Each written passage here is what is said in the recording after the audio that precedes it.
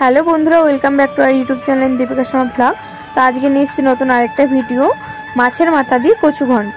তো প্রথমেই দেখো আমি কচুগুলোকে কিন্তু এই সাইজে কেটে নিয়েছি, ভালো করে কেটে ধুয়ে রেডি করে নিয়েছি। এবার আমি কিন্তু এখানে লাল কচু নিয়েছি। এই কচুটা কিন্তু গলা একদমই ধরে না, আর খেতেও অনেক টেস্ট, মানে খুব সুস্বাদু হয়। তো আমি প্রথমে এখানে জলটা গরম করতে দিয়ে দিয়েছি।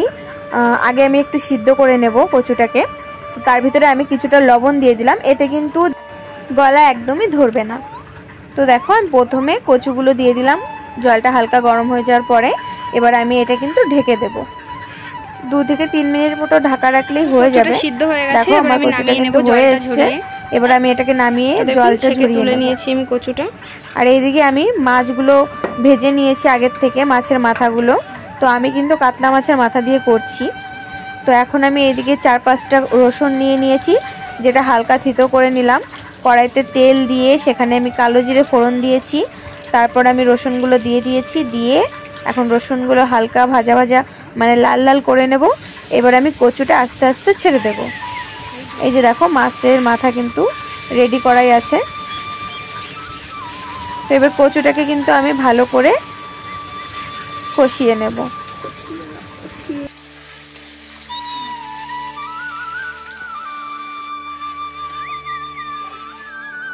তো কিছুক্ষণ নাড়াচাড়া করতে করতে এর ভিতরে আমি পরিমাণ মতো লবণ দিয়ে দিচ্ছি। এটা আপনারা আপনাদের স্বাদ মতো দিয়ে দেবেন। তারপর আমি কিছুটা হলুদ দিয়ে দিচ্ছি, হলুদটাও পরিমাণ মতো দিচ্ছি।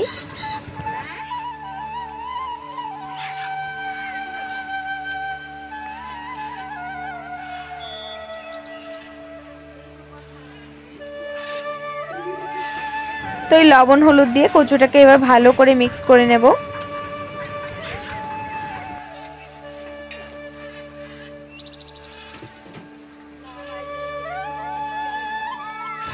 তো আমি এরপর কেটে রাখা কাঁচা লঙ্কাগুলো দিয়ে দিলাম। এটা হচ্ছে যে যেমন ঝাল খাও তেমনটাই দেবে। আমরা ঝালটা একটু বেশি খাই বলে লঙ্কার পরিমাণটা এতটা বেশি ছিল। তো এটা আপনাদের নিজেদের ইচ্ছা মতো দেবেন।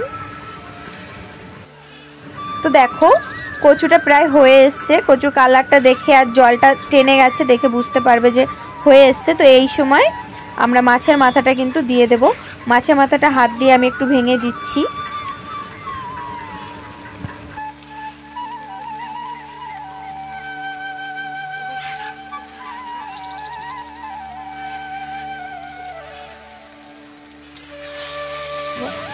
তো এখন মাছের মাথাটা দিয়ে ভালো করে মিক্স করে নেব। তো এইভাবে আমি 2 থেকে 3 মিনিট রেখে কষিয়ে নিলাম। তো দেখো আমার কচু ঘন্ট কিন্তু এবার রেডি হয়ে গেছে। এবার আমি পরিবেশন করছি। দেখো কালারটা কত সুন্দর এসছে, যেমন কিন্তু কালারটা এসেছে খেতেও দারুণ টেস্ট হয়েছে। গরম ভাতের সাথে একদম জমে যাবে। তো বন্ধুরা, এমন নতুন নতুন রেসিপি পেতে আমার চ্যানেলটিকে সাবস্ক্রাইব করে আমার পাশে থাকুন, আর বেল আইকনটা অবশ্যই বাজিয়ে দেবেন যাতে প্রথম নোটিফিকেশনটা আপনার কাছে চলে যায়। তো টাটা। তো আমাদের এই রেসিপিটা কেমন লাগলো অবশ্যই কমেন্ট করে জানাতে ভুলবেন না। আর আপনারাও বাড়িতে কেউ ট্রাই করেছেন কিনা সেটাও কিন্তু কমেন্টে জানাবেন কেমন হলো।